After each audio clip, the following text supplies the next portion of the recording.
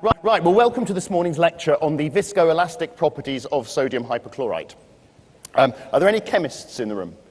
No, good, I can lie then. Okay, it roughly translates as, Madam, is your toilet bleach capable of lasting through the flush or not? Everywhere I've been, and it has been lots of different industries, the one thing I have noticed as a common theme is this.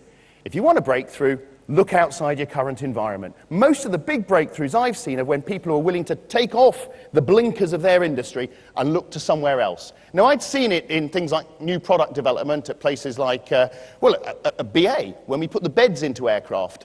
You know, we could have gone to a seat manufacturer. We did. We went to an airline seat design company. And what did they tell us about? Airline seats.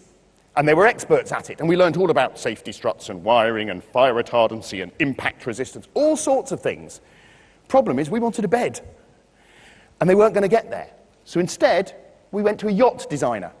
Now, yacht designer came at it from a completely different angle. Luxury space, but in a confined environment. Let's play. And that's what they did, and came up with much more radical ideas. Eurostar was a similar story, actually. You know, the turnaround in Eurostar didn't come because we had lots of data about travelling passengers. In fact, the insight about Eurostar was that we'd misunderstood the customer. We thought we were a railway company. Silly us.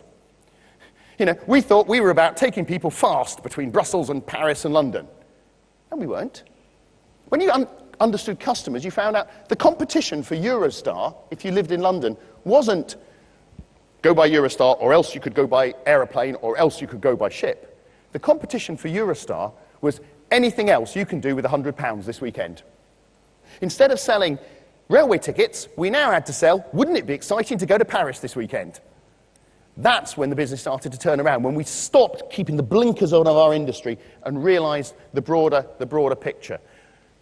The more senior you go in the organisation, the more important the decisions that you're making, yet actually, despite our best intentions, the further away you tend to get from the customer.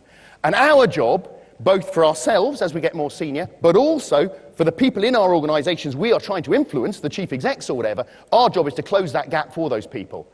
And you won't do it with data and graphs, you'll do it with insights. So next time your chief exec or your board wants some information about the customer, don't send them a chart of numbers, take them out on the shop floor for a day. I promise you they'll learn more that way, and you'll persuade them of your business case much more that way than giving them lots of numbers. Nobody buys products. What they buy is benefits. What they're interested in is what's in it for them, not what your product is.